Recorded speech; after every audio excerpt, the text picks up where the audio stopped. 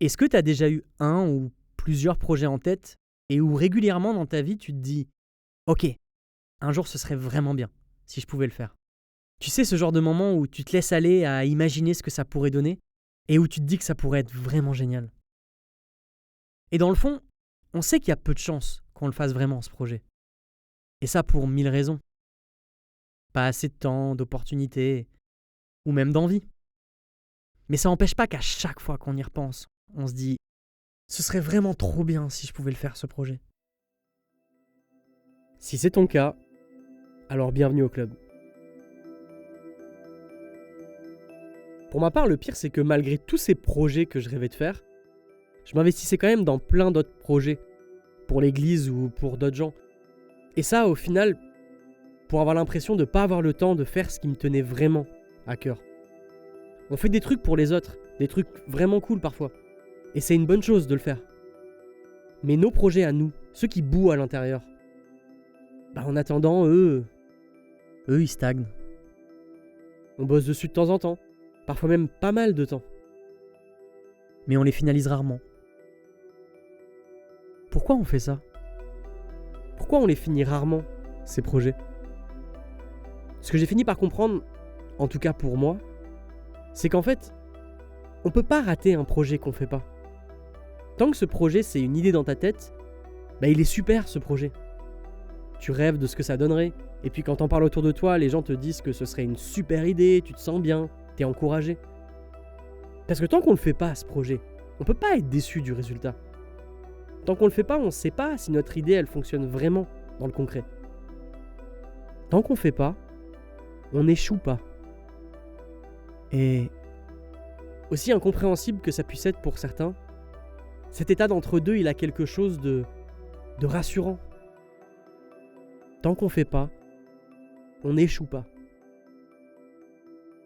Ça s'appelle la peur de l'échec. Et c'est une des raisons pour lesquelles pendant de très nombreuses années, j'ai pas lancé un seul de ces projets que j'avais à cœur. Jusqu'à récemment. Est-ce que ça va, Johan ? Franchement, pas de ouf. Pas de ouf. Ce que vous venez d'entendre, c'est deux mecs qui essayent tant bien que mal d'enregistrer le dernier épisode d'un projet qu'ils s'apprêtent à sortir. Non, je sais pas, je suis stressé là. J'ai l'impression que ça. Ouais. Mais en plus, J'ai du mal. Mais moi aussi, mais pourtant, c'est censé être l'épisode le plus cool. c'est le plus simple. Ces deux gars, c'est Johan et Michael. Et l'épisode en question, c'est censé être l'épisode bilan de la toute première saison du podcast qu'ils viennent d'enregistrer. Quel podcast ? Celui que vous êtes en train d'écouter. Ou plutôt celui que vous n'avez techniquement pas encore écouté. Et la raison pour laquelle Johan et moi on a autant de mal à le faire, ce bilan, c'est que le résultat final n'a pas vraiment été ce qu'on avait espéré. Et faire ce bilan, c'était du coup parler de cette déception qu'on ressentait. Et c'est pas la chose la plus agréable à faire, de parler de ce qui t'a déçu. En fait, tu sais, je réalise un truc, yo. Je réalise que, en fait, c'est super difficile d'être honnête, en fait. Au pire, il sort pas, voilà. En fait, Viens, on part dans l'optique, on le fait. pour moi, Il est trop ça important. peut paraître bizarre ce que je vais dire, mais si je fais pas cet épisode, je sors rien. Ah ouais, tu me fous encore. Non, mais en fait, pourquoi je te dis ça, c'est parce que... Ouais, à ce moment-là, j'étais vraiment, vraiment déçu. Et je me souviens de ce moment où je parlais avec Dieu et où je lui disais « Mais Seigneur, je comprends pas. Je sais que ce projet, c'est toi qui l'as mis dans mon cœur. Alors pourquoi ? Pourquoi j'en sors aussi triste au final ?» Bonjour à tous, moi c'est Mika, et ici on va parler de ce que normalement on est censé cacher quand on lance un projet. Aujourd'hui on va explorer la merveilleuse aventure qu'est l'échec. Bienvenue dans cet épisode intitulé « Comment bien rater son podcast chrétien ». Bienvenue dans Safe Perspective.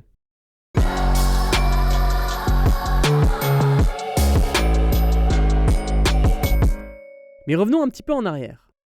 Tout commence il y a de nombreuses années.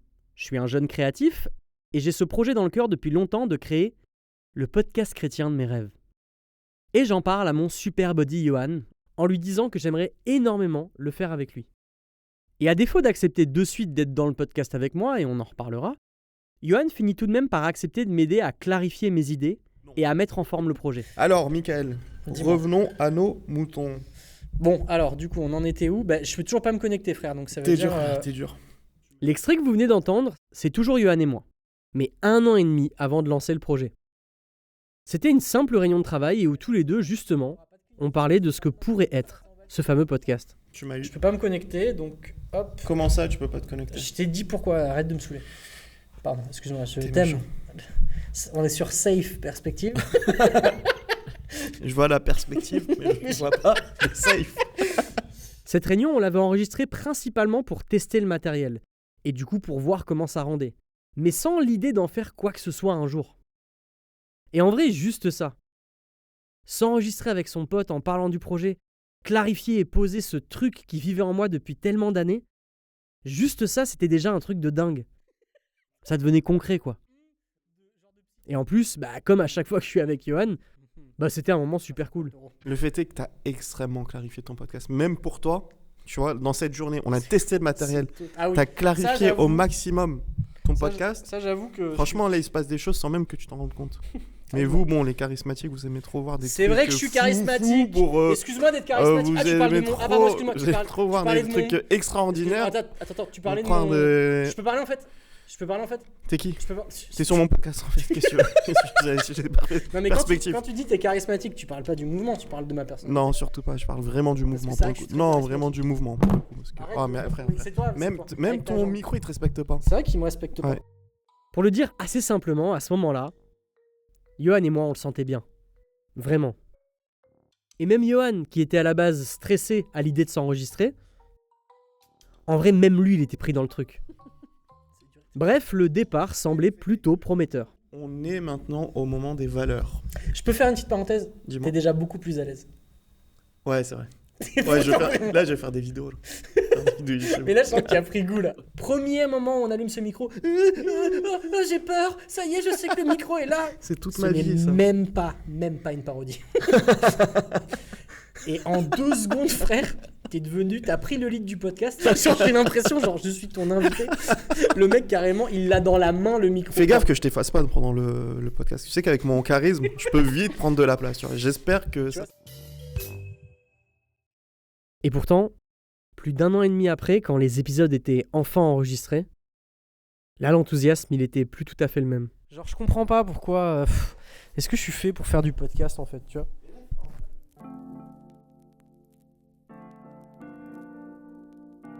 Mais on est donc sur 2 temporalités.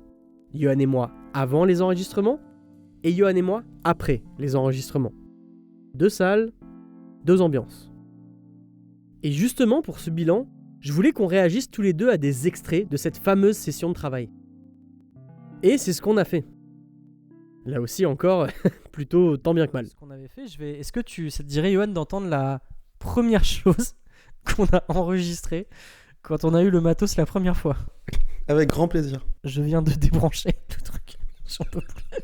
En fait, je vous explique. Voilà, je suis honnête avec vous. En fait, j'utilise un nouveau dispositif que je n'ai jamais utilisé et c'est un peu laborieux. Je galère un petit peu, mais on va y arriver. Donc, est-ce que tu es prêt, Johan, pour entendre la première chose qu'on a prêt jamais à fond. enregistrée? Hop. Et là, ça enregistre. Et c'est parti! Et bonsoir à tous! Salut! Et bienvenue dans ce... Non, ce rien du tout. Et j'ai mal mis mon micro. Tu l'as mis comment toi? Moi, je l'ai posé juste comme ça. Je peux voir? Ah ouais, ok. Oh, comme t'as rayé la table. Que dire? C'était la première chose qu'on a enregistrée. Voilà, tout a commencé là. En fait, l'idée derrière ce dispositif, c'était de confronter 2 versions de nous-mêmes.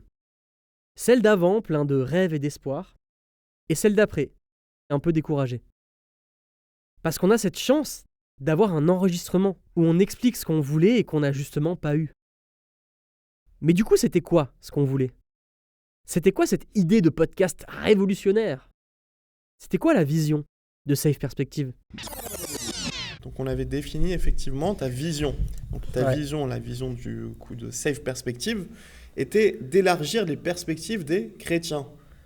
Ouais, tout à fait. Concrètement, cela se définissait par une mission qui était d'avoir un podcast où l'on parle des problématiques des chrétiens en explorant les points de vue de ceux qui les vivent sans filtre et sans prise de tête. Pardon. J'ai des remontées acides. Va te faire soigner, frère. Va te faire soigner. Alors, attends. Safe Perspective, c'était un concept simple en apparence. Avoir des discussions libres avec des potes chrétiens.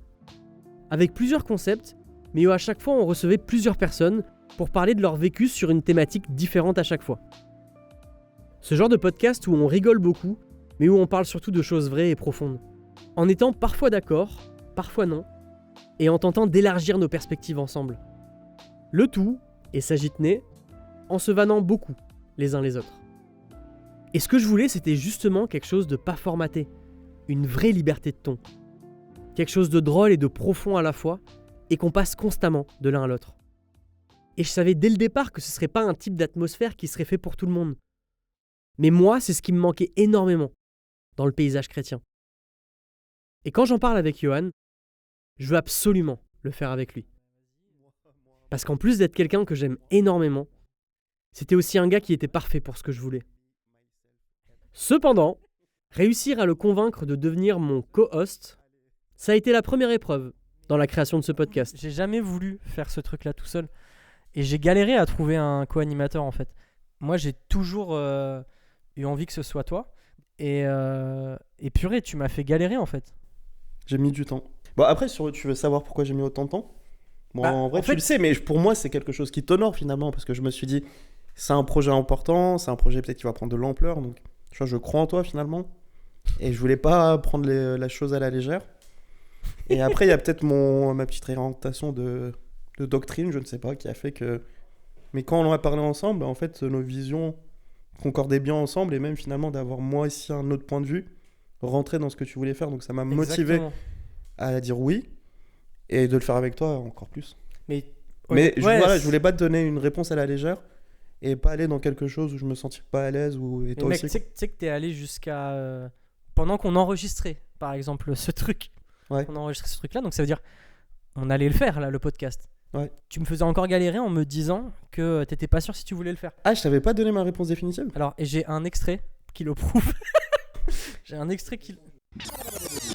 Bon, bref. Oh, on est encore en train de dégager du sujet. Comment En même temps, comment t'es ton si poste- drôle, Yohan. Mais vraiment, Toi, mais c'est je suis vraiment- tellement heureux de faire ce podcast avec toi. T'as toujours pas dit oui. Mais Toujours pas vu ma femme. Comment t'as quelque chose à dire pour ta défense? Bah là, je parle de ma femme que je n'avais pas consultée, donc Ça faisait. peut-être que j'avais pris ma c'est pas décision, vrai. mais que j'avais besoin d'en parler à ma femme avant de te dire oui. En fait, ce que j'aime avec toi, c'est que déjà le fait qu'on soit pas d'accord sur plein de choses. Moi, je trouve ça génial. Et je compte pas le nombre de discussions qu'on a eues où on se marrait. Et justement, en fait, où on se moquait un peu l'un de l'autre de Ouais. nos différences. Et je crois qu'aussi, c'est tellement le cœur de ce que je voulais. Ma vision d'un safe place, c'est pas quelque chose de consensuel où chacun est là en mode on va tous parler de tout ce qui nous rassemble. Moi, ma vision d'une safe place, c'est le fait que on soit ok avec le fait qu'on soit pas d'accord et qu'on parle de ce qui nous différencie et que on évolue. C'est-à-dire que moi, je sais que je suis encore pas d'accord avec toi sur plein de choses, mais ton point de vue m'a fait grave évoluer sur plein de Et choses. pareil, nos discussions ensemble, Et, de mon côté aussi. Johan m'a aussi beaucoup aidé à mettre des mots sur ce que je voulais dans ce podcast. Et en parlant avec lui, j'ai réalisé que je voulais quelque chose de très spécifique. Peut-être d'un petit peu trop spécifique. Ce que je veux dire, c'est que c'est aussi ça le problème, quand comme moi, vous gardez un projet en vous pendant trop longtemps, sans le faire. Votre idée, elle finit par devenir une vision idéalisée de ce que ça pourrait donner. Et forcément, quand tu rêves du résultat pendant des années et qu'au final le résultat, il n'est pas à la hauteur, bah la déception, elle est d'autant plus violente. Et c'est aussi ce qui fait que Johan a mieux vécu cet échec que moi. Moi, j'étais dégoûté. Ça fait des années que je pense à faire ce podcast. Et en vrai, je crois que je suis déçu parce que je pensais que ça se passerait mieux. C'est juste ça. Je pensais que dès la première saison, j'arriverais à obtenir quelque chose de plus proche de ma vision finale. Donc en fait, Et là, vous vous demandez sûrement, mais qu'est-ce qui s'est si mal passé? Pourquoi cette idée qui paraît pas si compliquée que ça, elle a pu donner un résultat aussi nul qu'on a l'air de le dire? Ben d'abord, derrière ça, il y a une question intéressante. Est-ce que le résultat, il était vraiment si nul que ça? Alors, pour nous, et pour être encore plus précis, surtout pour moi, oui, c'était un échec. Simplement parce qu'on n'a pas réussi à obtenir ce qu'on voulait. Mais ça veut pas pour autant dire qu'on considérait que ce qu'on avait fait était complètement nul. Et ça, malgré le somme très présent, on en avait quand même conscience. Je sais que ce qu'on a fait, si je suis honnête, hein, je sais que ce qu'on a fait, c'est pas mauvais. Genre, t'es d'accord? Bah non, je suis grave d'accord. Mais je pense en fait que la problématique, c'est plutôt le rapport entre moi, ce que je voulais que ce soit, Ah oui. et ce que c'est. Mais n'empêche, toi aussi, t'as eu ce sentiment. Bah en vrai, moi, ce sentiment, déjà, je l'ai eu un peu par rapport à toi. Dans le sens où... en fait, je me dis, c'est ton... Non, mais je veux dire, c'est ton projet initialement, c'est ton idée, et moi, tu m'as greffé dessus. Ouais. Et là où quand tu te sens mal et quand tu sens qu'il y a un écart, bah forcément, ça va me toucher parce que je me dis, punaise, c'est pas ce qu'on avait prévu initialement, c'est pas ce qu'il avait à cœur vraiment. Et du coup, je vois les défauts qu'on a fait. Parce qu'au final, la déception, c'est quoi? C'est juste quand il y a un écart entre tes attentes et la réalité. Dire que la déception, ça vient du résultat, c'est vrai. Mais deux personnes avec des attentes différentes vont pas du tout avoir le même ressenti, pourtant devant le même résultat. Et c'est là où j'ai compris que la peur de l'échec, c'est aussi beaucoup la peur d'être déçu. Déçu du résultat, oui, mais aussi et surtout déçu de soi. La peur que cet échec vienne confirmer des pensées avec lesquelles tu luttes. Personnellement, celles qui me disent que je suis incapable d'aller au bout des choses et que je serai jamais à la hauteur de ce que Dieu a mis en moi. La peur de gâcher une bonne idée, d'être incapable d'en faire quelque chose de bien. La peur de s'être trompé en pensant que c'était de Dieu. Tout ça, moi, ça me terrifiait. Parce qu'au final, ce qui fait peur aussi, c'est la possibilité d'être déçu de Dieu même, si ça marche pas. Et dans l'incompréhension de l'échec, finir par avoir du ressentiment contre Dieu. Même si on sait que ça a aucun sens et que c'est complètement illégitime. Parce que Dieu, c'est un peu un paratonnerre. Il attire à lui toutes les déceptions de tous ceux qui ne savent pas vers qui la diriger, ni comment la gérer. Et derrière tout ça, moi, la question qui tournait en boucle dans ma tête, c'était: si la déception, c'est l'écart entre le rêve et la réalité, est-ce que du coup, faut rêver moins grand? Ou alors, est-ce qu'il faut attendre de pouvoir faire mieux pour commencer à faire? En vrai, ni l'un ni l'autre.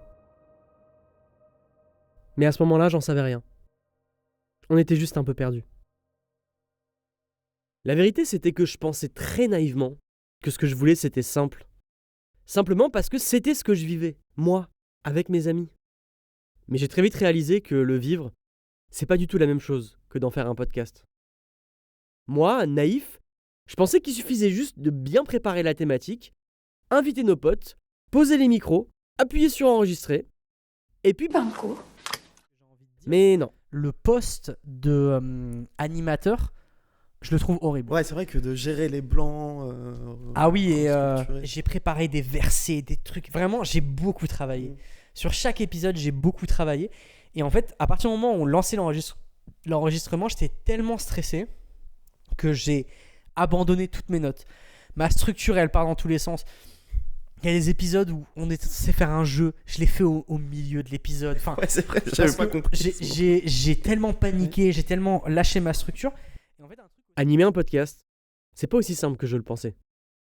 Parce que faire en sorte d'aller où tu veux en donnant l'impression que c'est naturel, réussir à structurer mais sans brider les gens non plus, ben c'est un équilibre qui est pas évident à trouver. Pour tous les gens qui ont envie de faire des podcasts, qui ont envie de se lancer, je sais que j'en ai parlé avec plusieurs personnes qui ont lancé des podcasts. En fait, des fois, tu as l'impression que c'est simple, mais en fait, c'est compliqué parce que tu t'en viens à penser des choses qui sont naturelles. C'est-à-dire qu'il y a des choses que, même les choses qui sont simples, tu dois les cadrer. C'est-à-dire, tu vois, il y a une forme d'intention, une intentionnalité qui fait que, même dans les choses les plus simples, ça doit être voulu. Et ça peut très facilement t'enlever le naturel. Et moi, mais c'est ça te vrai que... bride, c'est clair. Comme le disait Gaëtan Roussel, ça paraît toujours avoir existé, la simplicité. C'est beau, mais c'est si compliqué. Mais de toute façon, ça c'est d'une manière générale, je sais pas toi, mais tu sais, quand je me réécoute, quand je me vois, même sur la vidéo de notre mariage, tout ça, j'ai vraiment du mal. Mais bon, après, tu sais, on est souvent dur avec soi-même. Et je me suis réécouté sur le premier épisode. Pas fou, hein. Pas fou. Et après, sinon, sur mes points de vue, mes interventions, si je puis dire. Ah, pas fou non plus. Hein. Pas fou. Donc j'essaye d'évoluer. Mais voilà, je pense que ça va le faire, mais pas hyper à l'aise quand je me réécoute. Et si être à l'aise déjà, c'est pas évident, mettre les gens à l'aise, c'est encore pire. J'ai sous-estimé à quel point ça peut être difficile pour les gens, cet exercice. Tu peux avoir une idée super construite sur ce que tu veux. Tu comprends pas si les gens sont à l'aise ou pas. Ah, clairement. Et ça, c'est ça qui a été difficile aussi. Et si les gens vont se sentir bien ou pas. Et moi, c'est un peu comme si moi, j'invite quelqu'un que j'aime parce que j'aime qui elle est. J'aime qui est cette personne. Et en fait, finalement, quand je reçois cette personne, eh ben, elle n'arrive pas à être elle-même. Parce que c'est compliqué, le rapport avec sa voix, s'enregistrer. C'est tellement un exercice difficile que c'est difficile d'être soi-même. Et on le vit même nous, qui avons pourtant plusieurs... Tu vois, je me dis, regarde, on a enregistré plusieurs épisodes. Là, on fait un enregistrement juste tous les deux. Et on est comme des golemons, comme si c'était la première fois qu'on enregistrait. C'est vrai. Donc ça prouve que c'est pas simple. Je sais pas si tu vois ce que je veux dire. Oui, mais parce qu'au début, on n'a pas forcément les techniques ou la bonne approche pour réussir à mettre à l'aise la personne. Je pense qu'aujourd'hui, tu arrives à plus mettre à l'aise une personne qu'au tout début. C'est vrai. Je j'ai pas mis l'emphase sur trouver un contexte qui permette aux gens de se sentir vraiment à 100% à l'aise. Mais aussi, une réalité, c'est parce que je le suis même pas moi-même. Ce que j'ai réalisé aussi, c'est que tous ces podcasts que j'adore et qui m'inspirent, c'est des podcasts avec des gens qui ont l'habitude d'être enregistrés. Des acteurs, des stand-uppers, des youtubeurs. Mais les gens normaux, eux, les gens comme vous et moi, bah eux, ils ont pas l'habitude. Et quand t'as pas l'habitude, bah c'est pas évident d'être pleinement à l'aise devant un micro. Mais le vrai problème derrière le fait de pas avoir réussi à mettre les gens pleinement à l'aise, c'est que du coup les gens étaient pas à 100% eux-mêmes. Une des choses qui est importante pour moi, c'est cet aspect de vulnérabilité. Moi, en fait, j'attends de mes invités une forme de vulnérabilité, tu vois. Et même, on l'avait dit à l'époque, j'ai un extrait même. J'ai un extrait pour le prouver. Ah, les extraits, il y en a encore ? Il y en a encore plein, mec. J'ai été déçu des fois, même il y a des épisodes, on en parlera après, qu'on a enregistré et qu'on ne diffusera pas. Parce que t'as été déçu des invités. Salut. Ça, tu me biperas. On bipera le nom. Non, mais en fait, je dirais même pas que j'ai été déçu, parce que la finalité, en fait, dire que j'ai été déçu, ça veut dire que j'étais déçu d'eux. Genre, mais en fait, la réalité, c'est que c'est de ma faute, parce que moi, j'ai pas réussi à créer un environnement qui leur a permis d'être à l'aise. Donc, et comme pour moi, et on va l'écouter, pour moi, c'est juste les trucs les plus importants. Être quelqu'un qui est en face de moi et que je sens qu'il n'est pas lui-même, ça ne m'intéresse pas. Et c'est ça qui est compliqué, c'est que mais en même temps, je suis dur. C'est horrible de dire à quelqu'un, t'as pas réussi à être toi-même, je te le reproche de pas avoir réussi avec toi-même, parce que c'est dur face à un micro d'être soi-même. Donc je peux pas arriver et dire t'as pas été toi-même. Non, mais en même temps, je t'ai pas aidé, tu vois. Je t'ai pas aidé à l'être. Et ouais, mais parce que toi, en fait, sur le podcast, c'est que tu la pousses, tu veux qu'elle dise des choses. Tu veux qu'elle soit à l'aise, tu veux qu'elle aille en profondeur. Oui. Mais en fait, je pense que limite, faut oublier les micros. Il faut essayer d'oublier tout le setup et d'avoir une discussion normale, comme tu disais, avec un pote ou une pote. Ouais, mais c'est ça qui est compliqué. Tu vois, genre, je te prends un exemple. Il y a des gens qu'on a invités qui, l'exercice a été vraiment très difficile. Ouais, c'est clair. Et il y en a même certains qui ont pleuré de stress pendant l'épisode, tellement ça les angoissait. Et des gens pourtant que je considère comme des gens simples, pas des gens compliqués, tu vois. Moi, mon objectif, c'est justement que les gens soient eux-mêmes. Et c'est plus important pour moi. Tu vois, ça peut paraître bête, mais l'honnêteté, la sincérité, la vulnérabilité, c'est de la pertinence. C'est-à-dire que j'attends pas des gens qui aient toujours un point de vue hyper pertinents sur un sujet. Moi, ce qui m'intéresse, c'est leur vécu. C'est ce qu'ils ont vécu. Parce que ce que tu vis, le vécu, c'est quelque chose d'immuable. Tu vois, on peut débattre sur est-ce que les conclusions que tu as fait sur ce que tu as vécu sont vraies ou non. Est-ce que tu t'es trompé sur la manière dont tu as interprété ce que tu as vécu. Mais avant ça, en fait, ce qu'on vit, on le vit. Et donc, en fait, tout simplement, quelqu'un qui raconte ce qu'il vit, c'est pertinent pour moi. Parce que c'est vrai, parce qu'il n'y a pas de faux semblant. Une fois qu'on est là-dessus, qu'on est plus dans la façade et qu'on est dans le... Ben voilà, moi, c'est ma réalité. Genre, on peut être pour ou contre, on peut avoir des avis sur cette réalité, mais c'est ma réalité, elle est comme ça. Moi, ça me touche, en fait. Tu vois, genre, je crois profondément que Dieu, il aime l'honnêteté et la sincérité. J'ai déjà rencontré des gens, tu vois, qui me disaient, genre, l'honnêteté, la vulnérabilité, c'est pas avec tout le monde. Et je suis d'accord. Mais en fait, les psaumes de David font partie des trucs les plus vulnérables qui existent dans la Bible. Et les psaumes de David, il les disait devant tout le peuple. C'est-à-dire que même les échecs de David, les moments où il pleure devant Dieu, où il... Je sais pas si tu vois ce que je veux dire, ces moments où il s'expose devant Dieu, il l'exposait devant le peuple. Alors que c'était le roi. C'était celui justement qui a une position de pouvoir qui peut le plus le pousser à avoir envie de cacher au maximum. Et pourtant, il était sincère, il était vrai. Et moi, ça me bouleverse, vraiment. Je suis d'accord avec l'idée que la vulnérabilité, ça demande aussi de la sagesse. Et l'idée, c'est pas de s'exposer inutilement, mais c'est juste de mettre plus de vrai. Parce que le diable, lui, il aime beaucoup ce qui est caché. Il aime isoler et te donner l'impression que t'es seul dans tes combats. Et au final, pour emmurer les gens dans la honte. Et pour moi, dans un monde où cacher, c'est une forme de norme, je pense qu'on a besoin de plus d'honnêteté. Pas pour nous permettre de plus nous justifier dans nos péchés. Au contraire même. Pour avancer et combattre dans la lumière avec l'aide de Christ. Mais bon, ça c'est la théorie. La pratique, c'est un poil plus compliqué. Et particulièrement dans un podcast. Le poids aussi d'être enregistré, le poids de savoir que ce que tu dis va être écouté, ça c'est quelque chose qui est difficile à faire oublier aux gens. Ah ouais, clairement. Donc en fait, je réalise juste que c'est difficile.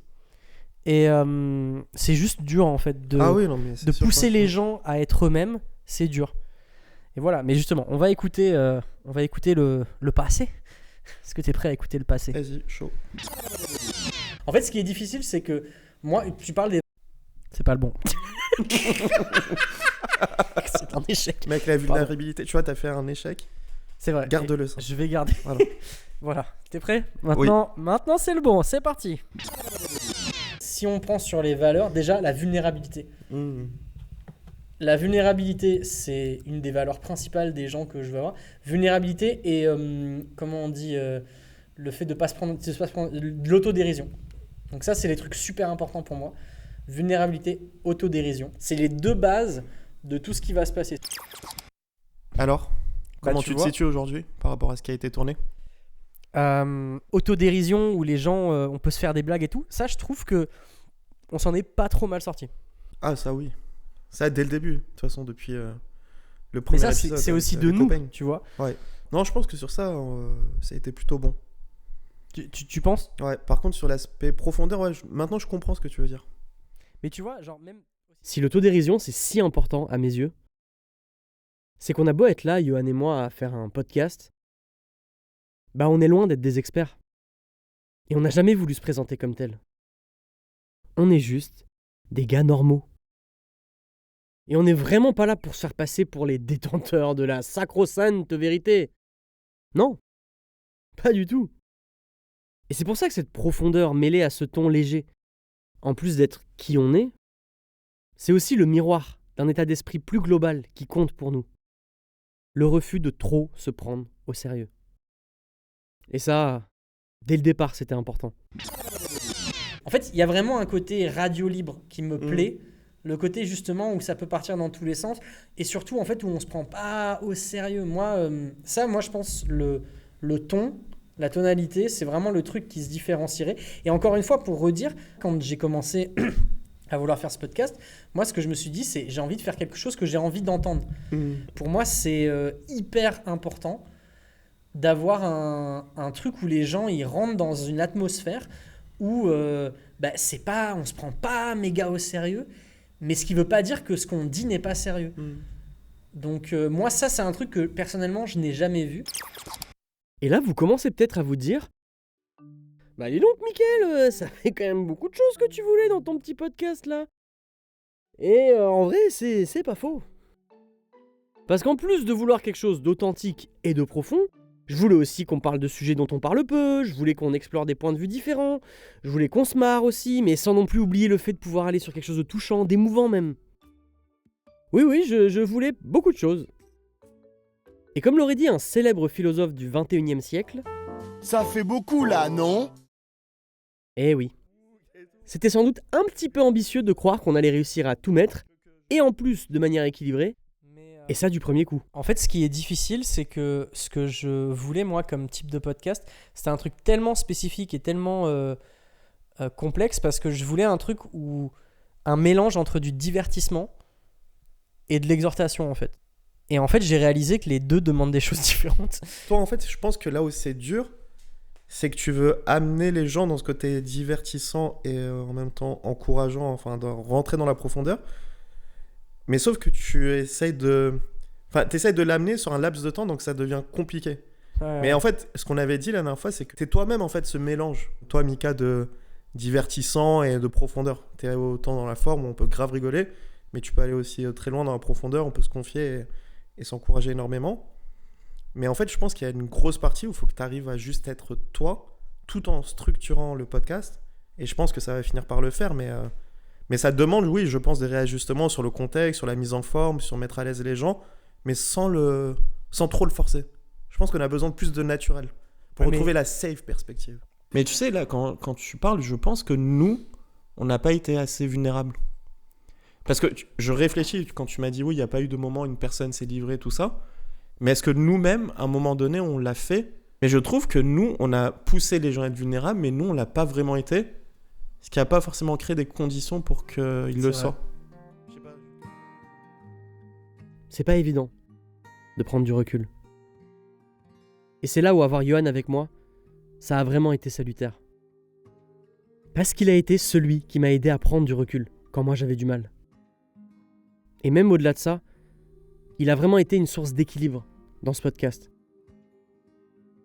Parce que oui, je le redis, au risque d'en devenir lourd, mais Yohan, c'est vraiment un super gars. Et je trouve que t'as un vrai truc, t'as une telle empathie envers les gens, et t'aimes les gens, t'aimes écouter les gens, t'aimes vraiment avoir le point de vue des gens, tu vois. Et aussi, tu vois, moi qui suis très... Et c'est un truc que je vais parler aussi, tu vois. Le but de mon podcast de base, c'est d'explorer les perspectives. Et en même temps, en fait, je parle tellement. Vas-y. Et tu me vannes souvent là-dessus. Et en même temps, tu vois, c'est une vanne entre nous, tu vois. Mais des fois, en fait, je suis tellement omnibulé par le fait d'avoir envie de... C'est même pas juste d'avoir envie de dire des choses, mais je suis tellement stressé à l'idée qu'il y ait des blancs. Tellement sur le fait de me dire ok, la telle personne a dit ça, donc il faut absolument que j'aille de l'autre côté pour rééquilibrer le propos, faut absolument que je mette de la matière, faut absolument que je pose des questions, que je suis tellement obsédé par ça que je parle trop, et en fait c'est un truc qui me complexe énormément.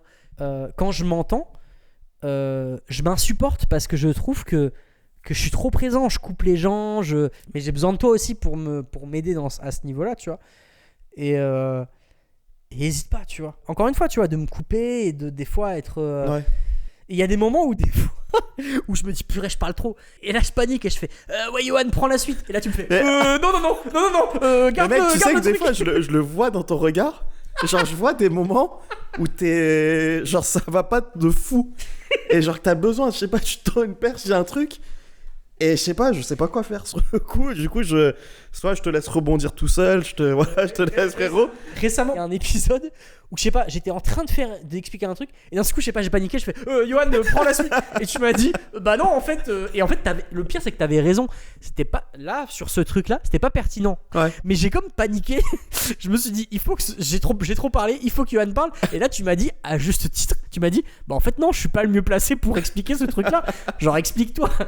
Et ça, j'ai vraiment besoin de toi. Et je sais que toi, le fait que tu m'embrouilles en rigolant dessus, ça me fait un bien fou, frérot, tu vois. Ah, mais comme toi, tu m'aides. Parce que je pense que j'ai aussi des choses à dire, finalement. C'est vrai. Mais c'est que, en fait, c'est je que le crois moi, vraiment. ma problématique, c'est que j'ai du mal à bien les formuler, je suis pas aussi pertinent que toi. Sur quand j'ai un point de vue, une opinion, j'aurais du mal. Toi, tu vas dire oui, je parle beaucoup, etc. Mais je trouve que finalement, tu le défends très bien. Et qu'on comprend ce que tu veux dire, donc c'est pas saoulant. Peut-être des fois, mais après. Non, mais vraiment. Non, mais tu vois ce que je veux dire. Et je pense que pour moi, j'ai quelque chose aussi à apprendre de toi, et je l'ai appris pendant ces quelques épisodes. Comme pour toi, peut-être au niveau de l'écoute. Et je pense qu'inversement, mais on se complète, je pense plutôt bien. Ouais. Je pense que inconsciemment, c'est pour ça que je t'ai choisi. Je t'ai choisi aussi pour faire contre-pied avec moi. Ouais. En fait, c'est bizarre. En fait, on se ressemble comme on est hyper différents. Genre. Ouais. Mais en fait, on se complète bien.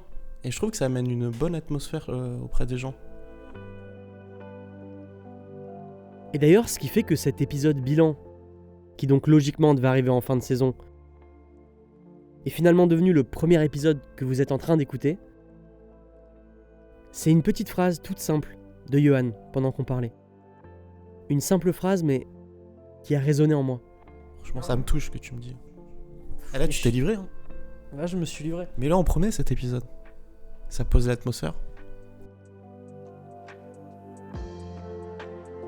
Démarrer ce projet de podcast par notre déception, est-ce que c'est vraiment une bonne idée ? Plus j'y pensais, plus je me disais que oui. À défaut d'avoir été vulnérable dans les épisodes qu'on a tournés, pourquoi pas l'être d'une autre manière ? Parce que oui, on aurait pu mettre tout ça sous le tapis et juste décaler le vrai départ de Safe Perspective avec quelque chose de plus proche de ce qu'on voulait à la base.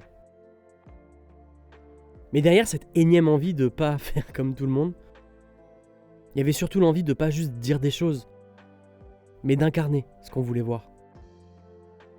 Et c'est là que je me dis que j'ai beau m'être planté sur plein de choses dans ce podcast, sur le choix de Yohan pour commencer ce projet, ça c'était plutôt un bon choix. Parce que c'est vrai que c'est pas facile d'être vulnérable. On va pas mentir. Mais c'est avant tout un choix. Et dans ce podcast, il y a aussi une chose qui nous a beaucoup déçus. Autant Yohan que moi là pour le coup. Un élément dont on n'a pas encore parlé. Et en fait, un truc aussi où je suis très déçu. Moi, j'avais plein de versets bibliques. Moi, je voulais aussi qu'on ait un podcast où on donne nos avis, on parle de ce qu'on vit, mais qu'il y soit quelque chose aussi où la Bible soit au centre. Moi, j'avais vraiment envie de ça. Et c'est un échec total parce que j'ai pas réussi à amener ça. Et il y a des fois où, tu vois, il y a eu Dorian, il y a eu JB, il y a eu des gens qui ont voulu amener cet aspect biblique. Et je trouve que c'est bien, même si c'est pas évident de trouver un équilibre. Mais je sais que sur le dernier épisode de Rage Ensemble, j'ai réussi à plus amener cet aspect biblique. Ouais. Parce que pour moi, c'est important, tu vois. Et les opinions, c'est bien. La Bible, c'est important. Et pourtant, je suis pas... tu me connais. Tu sais aussi que, voilà... je crois aussi profondément que sortir des versets hors de leur contexte, c'est pas forcément le meilleur moyen d'être pertinent des fois, et ça permet de... Sortir un verset de son contexte, un prétexte. Exactement. Et je sais pas, moi, est-ce que t'as senti aussi ce côté où pas assez biblique? Toi, tu m'en as parlé à un moment donné. Clairement. Mais moi, plus de mon côté. De ouf. Après, moi, je pense que souvent, je vais au talent, tu vois. Donc, je m'étais dit peut-être que ça. Et je te mettais tellement peu la pression aussi. Oui, en fait, je pense aussi, je t'en ai demandé tellement peu. En fait, je pense que j'étais dans un entre-deux où j'étais un peu dans le flou. Je savais pas trop si j'étais un invité. Je pense que j'avais du mal à me situer. Donc, je venais, je pense, comme un invité. Et je préparais pas trop le truc finalement. Mais non, je pense que oui. Vraiment, j'aurais voulu caler plus de matière biblique, des versets. Mais après aussi, le fait de ne pas être à l'aise tout de suite, je pense qu'aujourd'hui, j'aurais beaucoup plus de facilité à me poser à dire en m'appuyant sur des versets ou autres. Mais que oui, je pense que ça a manqué, effectivement. Mais même de manière générale, je trouve que ça a manqué de Dieu. Je sais pas ton point de vue, mais que des fois... Ça manquait de Dieu. On a réussi à faire un podcast chrétien qui manque de Dieu. Je me suis tellement mis dans cette optique de me dire, ok, je veux faire un truc différent, que il y a des moments où j'en ai perdu aussi ce qui est important, mettre Dieu au centre. Ouais, je pense. Tu vois. Et pourtant, en fait, le paradoxe, c'est qu'il y a tellement une différence entre moi, la place que je mets à Dieu dans la manière dont je lui présente ce projet, parce que je sais que ça vient de lui, et ce qui s'entend à l'audio, tu vois. Genre que c'est aussi ça qui me déçoit. Je me dis, mais purée, je veux tellement de choses. Je veux tellement que ce soit drôle, je veux que ce soit pertinent, je veux que ce soit profond, je veux que ce soit équilibré, je veux qu'en même temps on dise des choses qui s'entendent pas d'habitude, je veux des avis différents, qu'en fait j'en oublie en fait. Mais ce que je veux avant tout, en fait, c'est dire aux gens, le vrai message au final, c'est de dire aux gens, on est tous pécheurs, on galère tous, et venez, on arrête de faire genre qu'on est tous des super-héros de la foi, et venez, on se dit que parce qu'on est pécheurs, on a besoin de Jésus. Plus on se sent misérable, plus on a besoin de Jésus, tu vois. Dis les termes. Et ça me rend triste pour Dieu de me dire qu'on en a tellement parlé et que c'est si peu présent dans les quelques épisodes qu'on a tournés, tu vois. Oui, mais comme tu as dit, il y a plein de facteurs qui ont fait qu'on n'est pas là, qu'on en prend conscience maintenant. Mais c'est bien qu'on en prenne conscience. Et qu'on trouvera des solutions par la suite. Mais en vrai, je pense que cet épisode, genre, on parle de nous deux. Mais en vrai, c'est qu'on le fait avec Dieu. Tu vois, donc on est trois et vraiment, je pense que... Ouais. Je pense qu'en fait, on donne beaucoup de conseils sur nos parcours de vie, sur d'autres parcours de vie. Mais qu'on devrait plus... essayer de parler de Dieu, de son action dans nos vies. Je pense qu'on n'a pas suffisamment fait ça. Ouais, mais aussi vraiment de qui il est pour nous. Au travers de ses Carrément. actions, qu'est-ce qui nous a touchés, qu'est-ce qu'on a compris et nous a fait grandir, nous a poussé à nous rapprocher de lui. Qu'est-ce qui a fait qu'on s'éloigne de lui? Qu'est-ce qui a fait qu'il nous a fait tenir dans la foi? Mais je pense que mettre plus d'emphase sur Dieu, ça doit être primordial, je pense, dans le podcast. C'est clair. Pour être honnête, j'ai honte. Honte de réaliser qu'à force de vouloir faire plein de choses, j'en ai délaissé celui pour qui je voulais le faire à la base. Et c'est ça ma plus grande déception dans ce podcast. D'avoir été tellement omnibulé par ce que je voulais, que j'en ai perdu l'essentiel. Voilà ce qu'il faut faire pour bien rater son podcast chrétien. Mais paradoxalement, réaliser tout ça, au final, ça nous a encore plus rapprochés de l'essentiel. Ça nous a encore plus rapprochés de Dieu. C'est aussi dans mes prières de me dire, moi je suis déçu du podcast, mais en fait je sais que ça me ramène en fait à Seigneur, en fait je suis tellement impuissant, je suis tellement petit. Moi je suis là, j'arrive à ce podcast en me disant vas-y je vais bouleverser le monde, et la réalité en fait c'est que non, je vais pas bouleverser le monde en fait, je suis juste un petit gars qui essaye de faire des trucs mais qui se foire. Mais en fait moi je m'appuie sur ta grâce. Moi j'ai tout donné, je me suis foiré, c'est pas grave, mais si t'as pu parler dans la Bible à travers une ânesse, peut-être que avec ta grâce, peut-être tu parleras à des gens à travers ce que j'ai fait qui est imparfait, tu vois. Et mec, mais tellement, en vrai. Le cœur de l'homme a des projets, mais l'Éternel a le dernier mot. Tu vois c'est lequel ou pas? Je vais le trouver. Ok, c'est dans Proverbe 16. Les projets que forme le cœur dépendent de l'homme, mais la réponse que donne la bouche vient de l'Éternel. Et moi, ça, je trouve ça trop fort parce que, en fait, même, tu sais, pour le podcast, il y a un projet, t'as des objectifs et tout, c'est super. Je pense que c'est bien de planifier, de mettre en place des stratégies pour que ça fonctionne et faire preuve de sagesse, à demander à Dieu, bien entendu.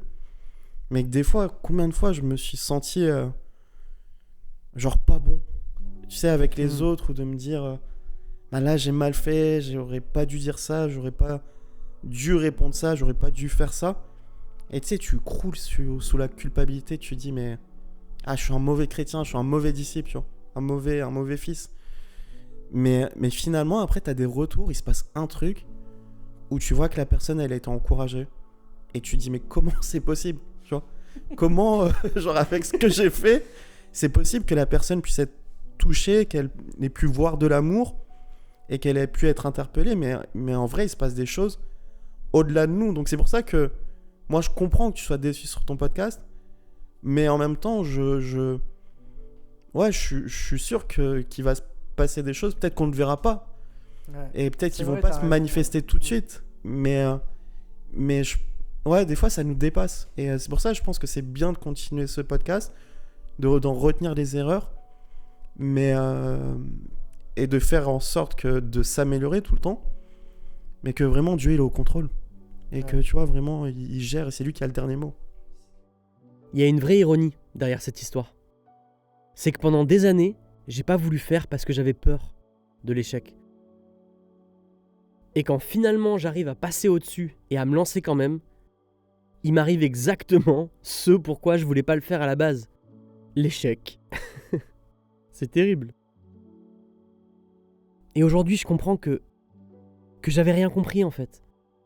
Parce que Yohan et moi, on a beaucoup plus appris en échouant que si on avait réussi du premier coup. Et tu vois, cette saison, elle est peut-être pas ce que je veux, mais si ça au moins ça a pu m'apprendre l'humilité et nous apprendre Peut-être que finalement, la grâce, on tu vois. veut transmettre des choses, mais c'est peut-être à nous, finalement, que Dieu a enseigné quelque chose. C'est vrai, Et que ça a travaillé notre humilité et quelque chose en nous. c'est Et clair. en tout cas, moi, oui, ça m'a appris. Mm. Ça me permet de... Pour revenir à ma question de tout à l'heure, est-ce que pour pas être déçu, faut rêver moins grand ? Ou alors est-ce qu'il faut attendre de pouvoir faire mieux pour commencer à faire ? En vrai, ni l'un ni l'autre. Faut juste accepter que l'échec, c'est ok. Alors attention, je dis pas non plus qu'il faut faire n'importe quoi et bâcler les débuts.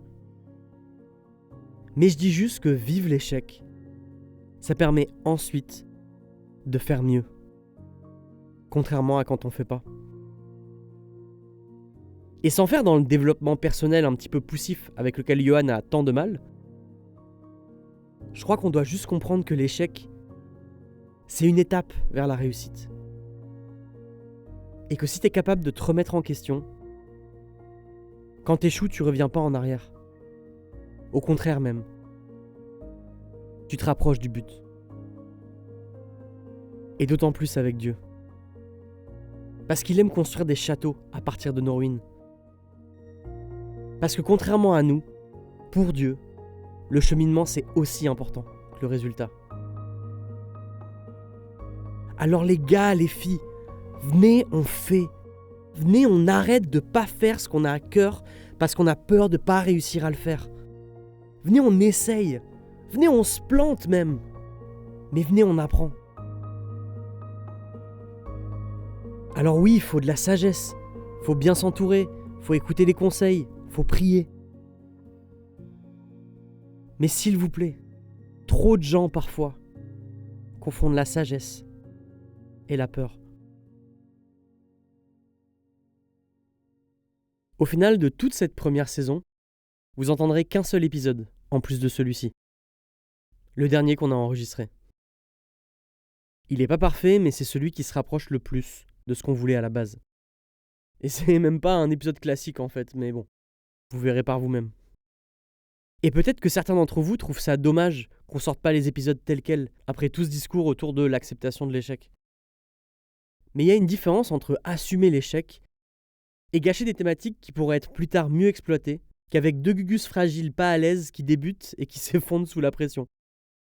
De là à dire que c'est un cache-misère pour pouvoir continuer en assumant l'échec sans pour autant l'exposer vraiment, il n'y a qu'un pas. Un pas que je laisse aux rageux bien évidemment, mais aussi à ma conscience personnelle. Parce que si je suis vraiment honnête, c'est pas non plus totalement faux. En tout cas, Safe Perspective, c'est une aventure. On sait pas exactement où on va, ni même pour combien de temps. Mais une chose est sûre, on va se donner la possibilité de tenter. Vous serez peut-être aussi pas toujours d'accord avec nous. Et c'est pas grave.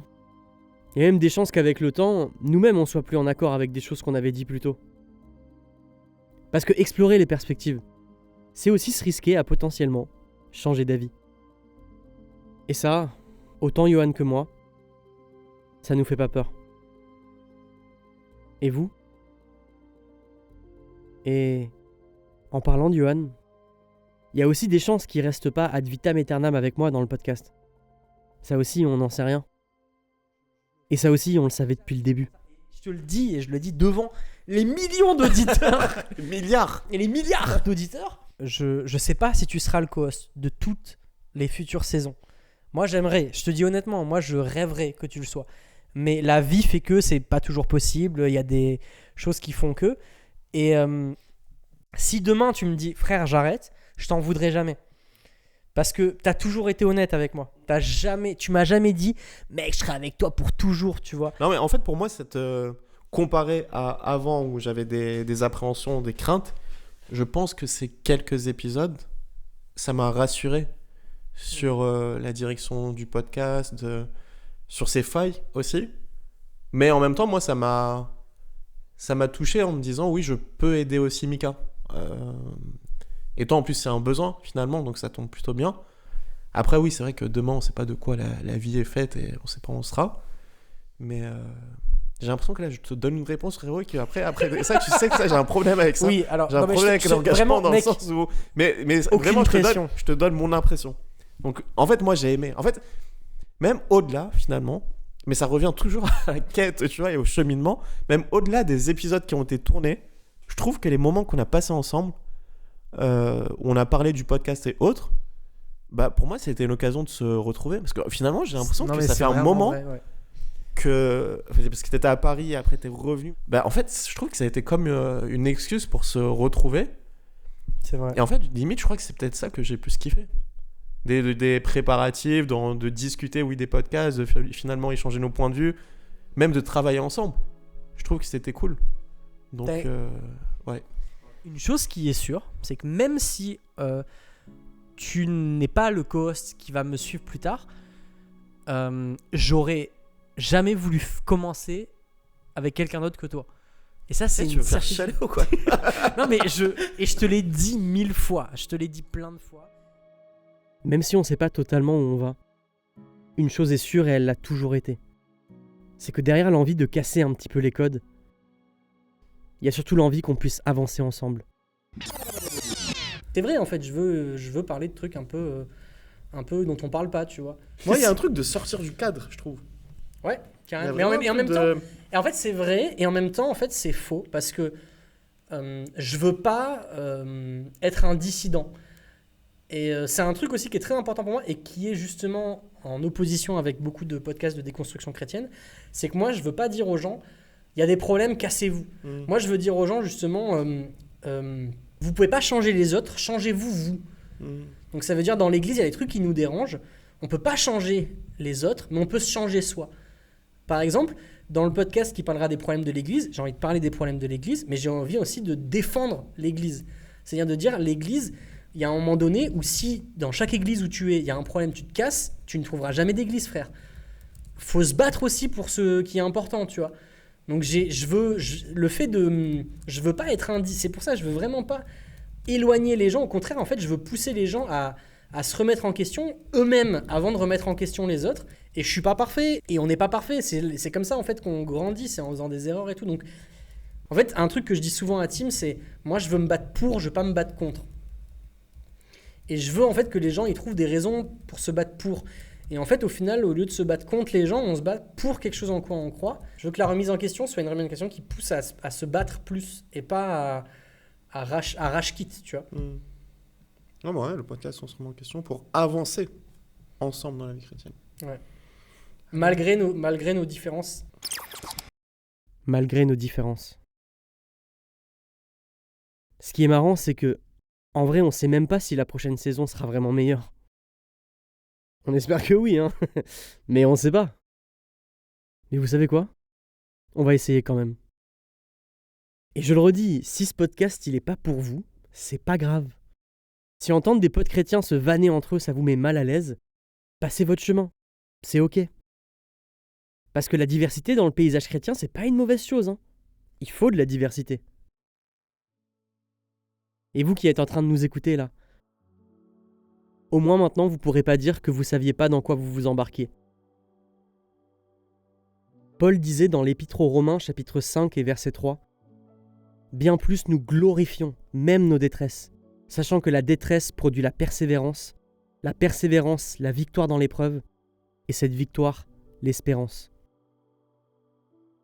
Ce verset, c'est un de mes versets préférés de la Bible. Bien plus nous glorifions, même nos détresses. Et au final, cet épisode, ça a un petit peu été notre manière à nous de glorifier notre détresse. Mais si on l'a fait, c'est parce qu'on connaît la suite du verset. C'est parce qu'on sait ce que ça produit. Il est temps pour moi de laisser le mot de la fin aux Johan et Mika pas très à l'aise du bilan. Soyez pas trop durs avec eux, hein. Ils débutent à peine. Et je vous dis à très vite, j'espère, pour la suite de Safe Perspective. Et je pense que ça serait bien aussi de demander aux gens, enfin n'hésitez pas à dire ce qui vous a plu, ce qui vous a déplu, sur quoi on pourrait s'améliorer, qu'est-ce que vous verriez en place, si vous avez des idées, enfin on est plutôt preneur. Je prends ma place de leader. Je sais pas si on fera un sondage ou pas mais c'est bien en commentaire de le dire. Ouais. Suivez-nous sur Instagram, je pense que ça va être vraiment le réseau. N'hésitez pas à nous envoyer des messages sur Instagram. On mettra aussi dans la description des épisodes un mail ou si vous avez envie de nous envoyer des messages un peu plus longs, même si vous êtes énervé, si vous n'êtes pas d'accord, même si vous êtes méchant, moi ça me dérange pas.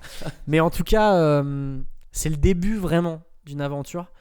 Et si vous êtes là à entendre ça, ça veut dire en fait que vous avez déjà décidé en fait de faire partie de cette aventure. Si vous êtes arrivé jusqu'à entendre ça, c'est que vous êtes courageux assez pour avoir été jusqu'ici. Donc n'hésitez pas vraiment à nous donner vos avis. Plus on va avancer, plus aussi sur le compte Instagram, on va vous poser des questions. Il va y avoir des thématiques où on va vous demander on va recevoir des invités où on vous demandera de poser des questions que vous pourrez dire anonymement aux invités. Donc il va y avoir plein de choses qui vont se passer sur le compte Instagram, donc n'hésitez pas à nous suivre.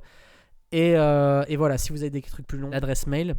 Johan, peut-être un mot de la fin ? En fait, je me disais que cet épisode qu'on a tourné aujourd'hui, ça parlait beaucoup de remise en question sur ce qui a été fait, sur l'avenir.